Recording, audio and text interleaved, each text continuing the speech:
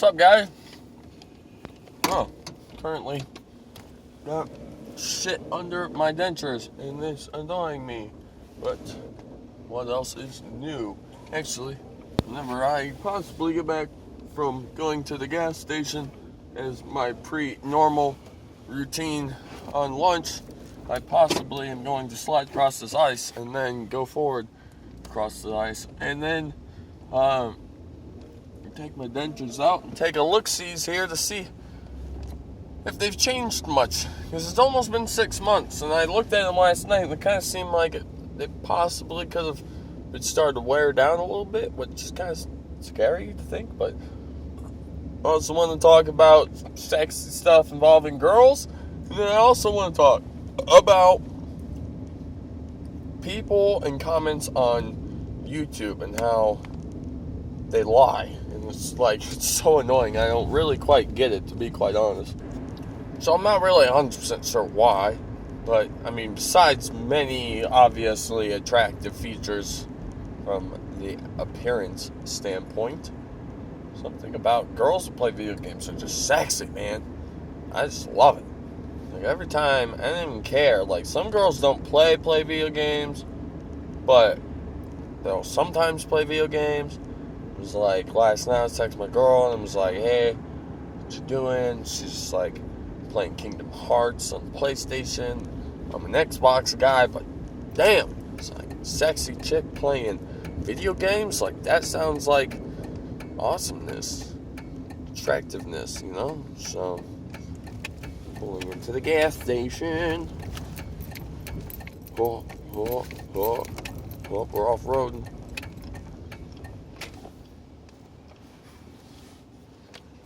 Hard. But yeah, so that was my sexiness parts about girls. It's kind of random, I know, but like I said, it's just like, I always have these thoughts whenever girls will be like, oh, well, what are you doing? No, I'm just playing video games. It's like, yeah, girl, that's what I do. Now we do it the same, together. We can do it together. Get it? Because that sounds dirty. But what I don't really understand is, I knew what this was before I even clicked on it, but sometimes, so I don't actually know how this works because I don't remember doing anything. I might have done something a long time ago that results in this, but like, anytime somebody leaves me a comment on YouTube, for the most part, I have to review it and then allow it to be posted or not, which, I don't really get a lot of comments, and I really don't, even if they're mean against me, I don't really block comments, because doesn't bother me, but what does bother me is when people try to sell shit on your video. And, most people, it's just like, they'll come up and YouTube will flag them for spam before you even click on it. So it'll show you, like, hey, probably this comment's spam, but you should review it, and I review it and read it, and it's always, the same, whatever. But this one was like, the very first 3 words were, I'm not selling anything, right? Got flagged for spam. Most likely they're selling something. So I read through it, and it's like, oh my god, I've had dentures for 3 years, and it's given me hell literally all 3 years. It's been terrible, but thanks to this new something or another, my dentures fit right, and blah blah blah.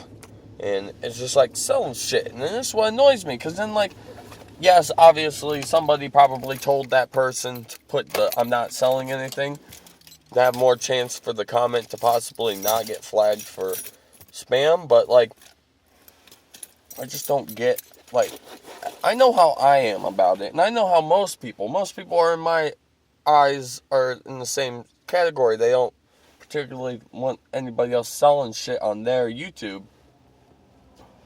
It's not going to bring me money, so then why do I want somebody else selling it? Now, if it was somebody that has actually, like, hooked me up with something for free, and then, like, I was sponsored, I don't want to say sponsored, but, I use them as sponsoring, I guess, or, I did, I read out something that they want me to read over a video or something, like, that's understandable because I'm getting something in return, but most parts, these people just post these comments and they expect, like, that we're gonna just, yeah, that's fine. Post your comment about selling shit and sell something on my YouTube channel and make money off it. Like, no, I'm not cool with that. Like I said, I know most people in this YouTube business aren't the same way. They aren't going to allow somebody else to make money off of their stuff without first receiving something. So it just kind of confuses me. Like, do those people actually make any money? Like, do they ever actually make it somewhere? Do people actually let their comments be posted and actually allow revenue to be brought in from that? Or is this just like a get rich quick scheme kind of thing? Like, these people post them and just hope, and the pure hope that somebody out there won't be smart enough to block it or whatever. You know, I don't really quite understand how they work or why they work the way they work, but it's really annoying, and I'll block you every fucking time that you try to comment something and it's spam, so don't fucking try it. So I was actually trying to just think of things before I went in there when I was finishing talking about that. But like, what else? There would be something that I want to talk about. What else would that be? And like, not to say that I couldn't think of something to talk about. It's just the fact of like, I don't like making a video and sometimes having like a topic or something I want to talk about and then never talking about it and then posting the video and finding out afterwards that I didn't. Oh my god. They didn't talk about it, and then, yeah. So, I just, halfway through the video, I usually try to sit down and just kind of think, like, alright, we're almost done, so is there anything that you were trying to remember to talk about?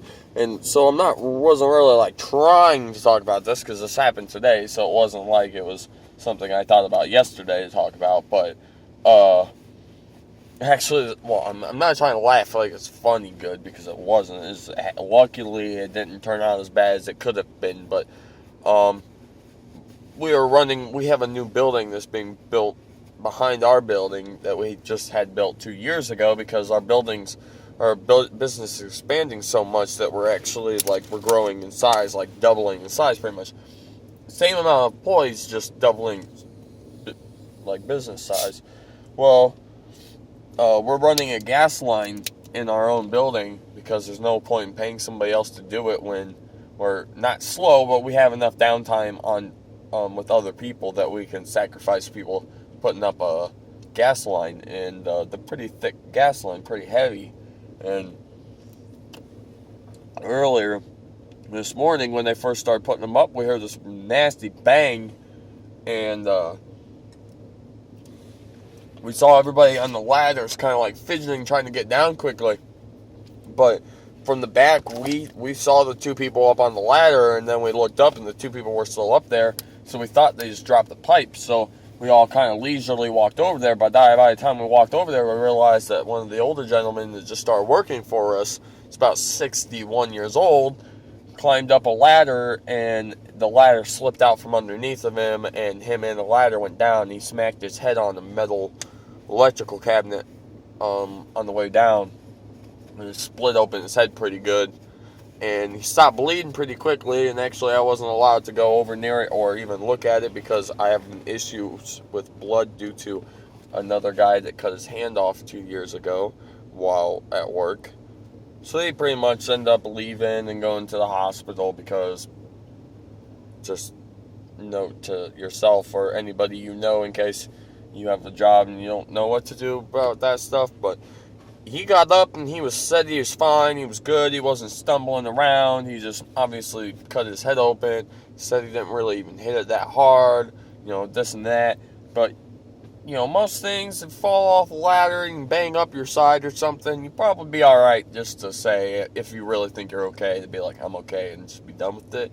But from even personal experience, if you ever hit your head, even if you think you're okay, you need to go get yourself checked out, because a buddy of mine, actually, I just got my license. I had only had it for a month, and a woman pulled out in front of me, and I got into a wreck, my first wreck. It wasn't my fault, obviously, but it was still the fact of, like, literally I'd only driven for a month, and then I get into my first wreck, and it was at 50 miles per hour, and that was pretty bad, and my head was fine. I broke my hand and my wrist, but the rest of me was fine. But the thing about it is, my buddy who was in the passenger seat, he didn't have a seatbelt on, which I have this very strict rule of always having a seatbelt on in my car. The only issue, the reason he didn't have his on, is because we went to go get donuts for everybody at work, and he had them all piled up on his lap in boxes, so I didn't make him buckle his seatbelt, so for the boxes, and yeah, so on and so forth. I watched his head bounce off the dashboard before my airbag went off, because the car I was driving at the time was really old, and it was like one of those cars where it was like, would the airbags even go off if it got in a wreck? And it's like, they did go off, but they were delayed by a lot, and because that's just issues with the car being old. So he waited a little while, and then he ended up going, and then finding out he had like a minor concussion, which minor concussion is livable. It's not like you have to go to the hospital if you have that. But the difference is also because of it hit him in a weird spot. It like bursted something open, did something. I forget exactly like how or what it was called that happened, but pretty much what it is that made it so he could start having seizures at any point in time.